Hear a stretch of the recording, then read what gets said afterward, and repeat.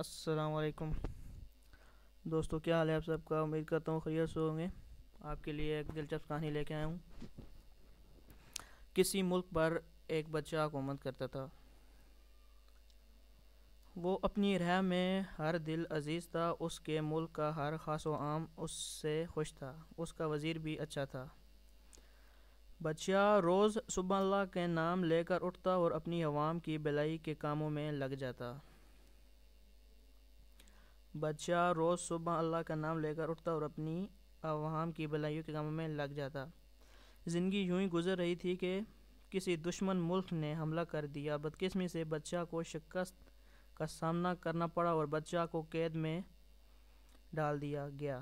آہستہ آہستہ حالات پھر سے معمول پر آنے لگے۔ آنے والا نیا بچہ بھی رہا کا دل جیتنے میں لگ گیا۔ زندگی پھر سے رواں دواں ہو گئی، مگر یہاں قیدی بچہ اپنے شب و روز سوچنے میں لگا گیا کہ آخر اسے کہاں ایسے کوئی غلطی یا گناہ ہوا ہے جس کی سزا مل رہی ہے۔ بچہ قید خانے میں بھی اللہ کا شکر ادا کرتا رہا تھا۔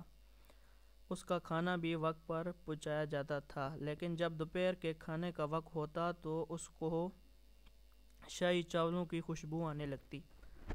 وہ سوچتا شاید آج اس کے لیے شاہی کھانا آنے والا ہے، مگر کھانا آتا تو وہی قیدیوں والا۔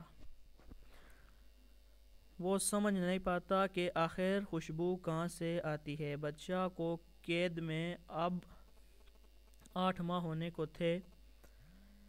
ایک دن بچہ کو صبح کا کھانا نہ دیا گیا۔ دوپہر کا کھانا بھی اس کے مقرر وقت پر نہ پہنچا۔ اب بچہ کو بھوک ستانے لگی کہ اچانک اسی کو وہیں شاہی چاولوں کی خوشبو آنے لگی۔ اس نے اپنے قید خانے میں موجود روشن دان سے آواز لگائی کہ اگر کوئی اللہ کا بندہ اس طرف ہے تو مجھ کو کھانے کو کچھ دے، میں بھوکا ہوں۔ قید خانے کے باہر ایک آدمی تھا۔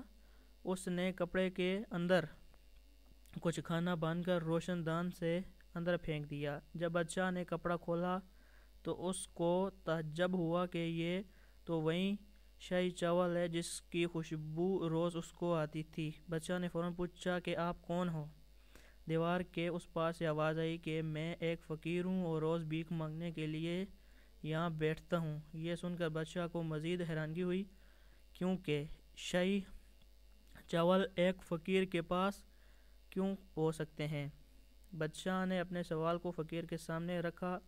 فقیر نے بچہ کو بتایا کہ وہ اس وقت جس دیوار کے ساتھ بیٹھا ہوا ہے اسی دیوار سے ایک نالی نکل رہی ہے جس کی میل کی شاہی باورچی خانے سے ہے۔